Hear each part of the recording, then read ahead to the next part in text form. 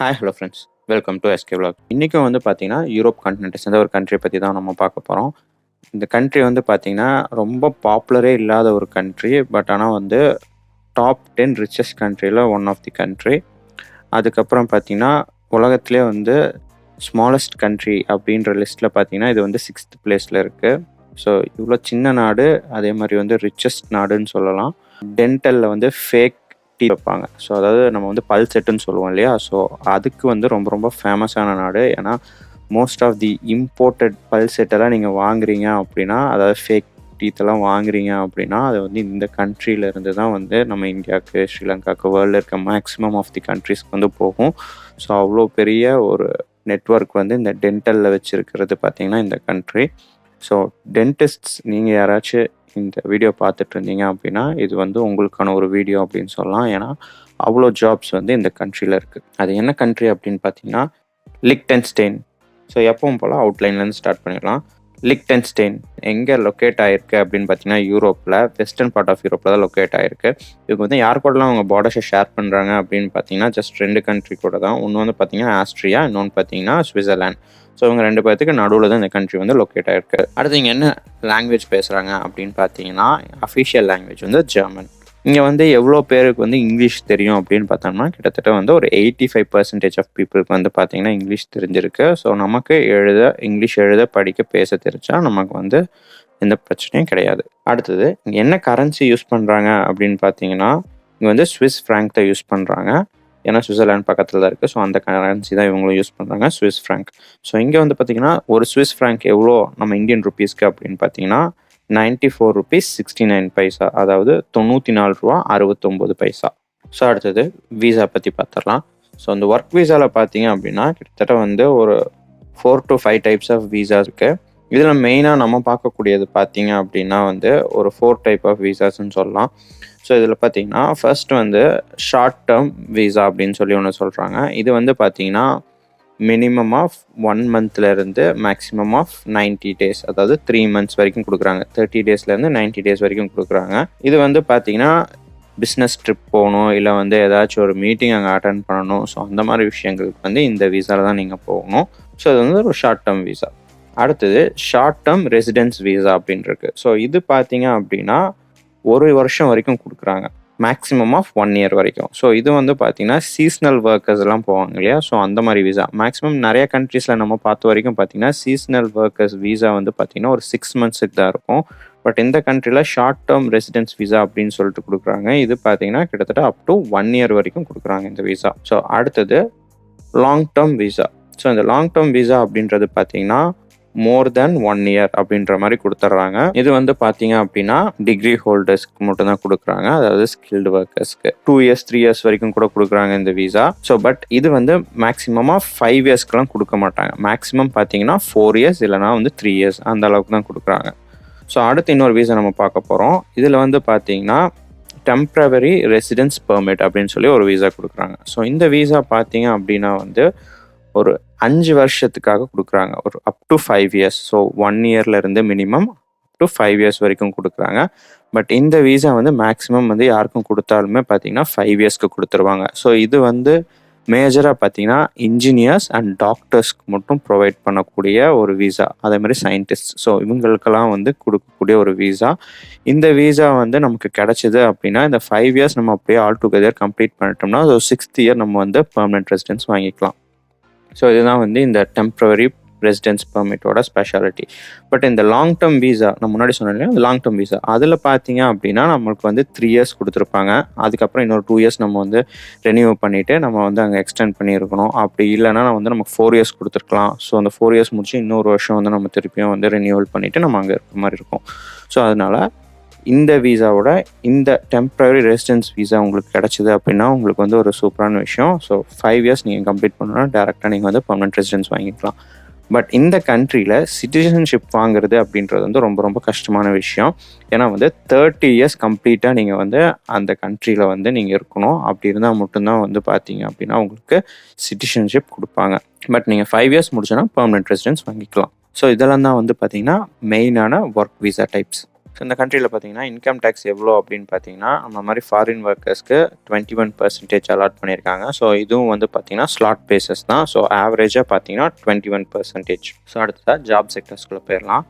இதில் வந்து பார்த்திங்கன்னா ஸ்கில்டு அண்ட் அன்ஸ்கில்டு அப்படின்னு சொல்லிட்டு நம்ம வந்து ஜாப்ஸ் பிரிக்க முடியாது. ஏன்னா வந்து மெயின் அண்ட் மேஜராக பார்த்தீங்க அப்படின்னா ஸ்கில்டு ஒர்க்கர்ஸ்க்காக தான் வந்து நிறையா ஜாப் ஆப்பர்ச்சுனிட்டிஸ் இருக்குது. அன்ஸ்கில்டுக்கு வந்து ஜாப்ஸ் இல்லையா அப்படின்னு கேட்டால் ஜாப்ஸ் இருக்குது. பட் ஆனால் வந்து உங்களால் அங்கே போயிட்டு சர்வே பண்ண முடியாது, அந்த மாதிரி சுச்சுவேஷன் தான். ஏன்னா இந்த கண்ட்ரி பார்த்தீங்க அப்படின்னா வந்து காஸ்ட் ஆஃப் லிவிங்காக மற்ற யூரோப் கண்ட்ரிஸை கம்பேர் பண்ணும்போது பார்த்தீங்கன்னா கொஞ்சம் ஜாஸ்தியாக தான் இருக்குது. ஸோ ஒரு அன்ஸ்கில்டு ஒர்க்கராக பார்த்தீங்க நீங்கள் போனீங்க அப்படின்னா உங்களுக்கு வந்து சேல்ரி வந்து கம்மியாக தான் இருக்கும். ஸோ அந்த சேல்ரி வச்சுட்டு நீங்கள் அங்கே சர்வை பண்ணிவிட்டு உங்கள் ஃபேமிலியும் வந்து பேக் கண்ட்ரியில் பார்க்குறது அப்படின்றது வந்து ரொம்ப ஒரு கஷ்டமான விஷயம். ஸோ அதனால் அன்ஸ்கில்டு ஒர்க்கர்ஸ் வந்து யாராவது இந்த வீடியோ பார்த்துட்டு இருந்தீங்க அப்படின்னா இது உங்களுக்கான வீடியோ கிடையாது. நீங்கள் வந்து ஸ்கிப் பண்ணிடலாம். இல்லை வந்து நம்ம சேனலில் வந்து நிறையா அன்ஸ்கில்டு ஜாப்ஸ்க்கு வந்து நிறைய வேறு வீடியோஸ் போட்டிருக்கோம். நான் கார்டில் கூட லிங்க் கொடுக்குறேன், போய் செக் பண்ணி பாருங்கள், அது யூஸ்ஃபுல்லாக இருக்கும். ஸோ ஸ்கில்டு ஒர்க்கர்ஸை பொறுத்த வரைக்கும் பார்த்தீங்க அப்படின்னா உங்களுக்கான ஆப்பர்ச்சுனிட்டிஸ் வந்து நிறையா இருக்குது. மெயினாக வந்து பார்த்தீங்கன்னா டென்டிஸ்ட், அதுக்கப்புறம் அந்த டென்டல் ஃபீல்டை சுற்றி ஒர்க் பண்ணுற ஒர்க்கர்ஸ்க்கு எல்லாத்துக்குமே வந்து நிறைய ஆப்பர்ச்சுனிட்டி இருக்குதுன்னு சொல்லலாம். அடுத்தது வந்து பார்த்திங்கன்னா ஐடி ஃபீல்ட், அவங்களுக்கு எப்பயுமே ஆப்பர்ச்சுனிட்டிஸ் இருக்கும். அடுத்தது இன்ஜினியர்ஸ், ஸோ இதில் வந்து எலக்ட்ரிக்கல் இன்ஜினியர்ஸ்க்கு வந்து நிறைய ஆப்பர்ச்சுனிட்டிஸ் பார்க்க முடியுது. அடுத்தது ஃபினான்ஸ் டிபார்ட்மெண்ட், ஸோ ஃபினான்ஷியலாக நீங்கள் ஒர்க் பண்ணிட்டு இருந்தீங்க, ஃபினான்ஸ் ரிலேட்டடாக அக்கௌண்ட்ஸ் அந்த மாதிரி எல்லாம் இருந்தீங்க அப்படின்னா உங்களுக்கும் வந்து ஒரு நல்ல ஆப்பர்ச்சுனிட்டி இருக்குது. ஸோ இப்போ நான் என்னென்ன ஜாப்ஸ் எல்லாம் வந்து நான் இப்போ சொல்ல போகிறேனோ அதெல்லாம் வந்து சில ஜாப் போர்ட்டல்ஸ் வந்து எடுத்தேன். ஸோ அந்த ஜாப் போர்ட்டல் வந்து இந்த ஜாப்ஸ் எல்லாம் பார்த்ததுக்கப்புறம் நான் பின்னாடி ஃப்ளாஷ் பண்ணுறேன். நீங்கள் ஸ்க்ரீன்ஷாட் எடுத்து வச்சுக்கோங்க, இல்லை நோட் பண்ணிவிட்டு அதுக்கப்புறம் பொறுமையாக உட்காந்து செக் பண்ணி பாருங்கள். உங்களுக்கு தேவையான ஜாப் கண்டிப்பாக இருக்கும்.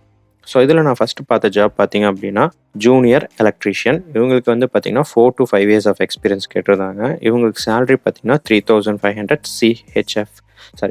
சிஹெச்எஃப் அப்படின்னா ஸ்விஸ் ஃப்ராங்க், தான் அதை வந்து ஷார்ட்டாக சிஹெச்எஃப் அப்படின்னு சொல்லுவாங்க. இதை நான் முன்னாடி சொல்ல மறந்துட்டேன், சாரி. ஸோ இவங்களுக்கு பார்த்தீங்கன்னா 3500 சிஹெச்எஃப். நம்ம ஊர் கணக்கு பார்த்தீங்கன்னா அட்லீஸ்ட் 3,31,000 அப்ராக்சிமேட்டாக. ஃபினான்ஷியல் கண்ட்ரோலர், இவங்களுக்கு பார்த்தீங்கன்னா 3 to 6 years ஆஃப் எக்ஸ்பீரியன்ஸ் கேட்டிருந்தாங்க. இவங்களுக்கு வந்து 4,300 சிஹெச்எஃப். நம்ம ஊர் கணக்குக்கு பார்த்தீங்கன்னா ஒரு 4,07,000 அப்ராக்சிமேட்டாக வருது. ஸோ நர்சஸ்க்கு பார்த்தீங்க அப்படின்னா 3 to 7 years ஆஃப் எக்ஸ்பீரியன்ஸ் கேட்டிருந்தாங்க. இவங்களுக்கு சேலரி பார்த்தீங்கன்னா 3,700 சிஹெச்எஃப். நம்ம ஊர் கணக்குக்கு பார்த்தீங்கன்னா 3,50,000 போட்டிருந்தாங்க. ஸோ இங்கே வந்து பார்த்தீங்கன்னா நர்சஸ்க்கான ஜெர்மன் வந்து கம்பல்சரி அப்படின்னு சொல்லி போட்டிருந்தாங்க. ஸோ அதனால் ஜெர்மன் தெரிஞ்ச நர்சஸ் யாராவது இருந்தீங்க அப்படின்னா கண்டிப்பாக ட்ரை பண்ணுங்கள். உங்களுக்கு வந்து ஒரு ஸ்டெப் அஹெடாக இருக்கும் ஆப்பர்ச்சுனிட்டி. ஸோ இப்போ வந்து இனிமேல் நான் சொல்லக்கூடிய ஜாப்ஸ் எல்லாமே பார்த்தீங்க அப்படின்னா டென்டல் ஃபீல்டை சுற்றி தான் இருக்க போகுது. ஸோ டென்டல் ஃபீல்டை சுற்றி யாராச்சும் ஒர்க் பண்ணீங்க, அது ரிலேட்டடாக இருந்தீங்க அப்படின்னா கண்டிப்பாக செக் பண்ணி பாருங்கள். ஸோ ஃபர்ஸ்ட் வந்து டென்டிஸ்ட். ஸோ டென்டிஸ்ட்க்கு வந்து 6 to 8 years ஆஃப் எக்ஸ்பீரியன்ஸ் கேட்டிருந்தாங்க. இவங்களுக்கு வந்து 6,000 சிஹெச்எஃப் பர் மந்த் சேலரி. அப்ராக்சிமேட்டாக நம்ம ஊர் கணக்குக்கு பார்த்தீங்கன்னா 5,68,000. இந்த ஜாப் வந்து நான் இங்கே தான் கேள்விப்படுறேன் சீரியஸாக. இவ்வளோ யூரோப் கண்ட்ரீஸில் வந்து நான் நிறைய ஜாப் சொல்லியிருக்கேன், நிறைய போர்ட்டல்ஸ் செக் பண்ணி பார்த்துருக்கேன். பட் ஃபர்ஸ்ட் டைம் இந்த ஜாப் வந்து இங்கே தான் நான் கேள்விப்படுறேன்.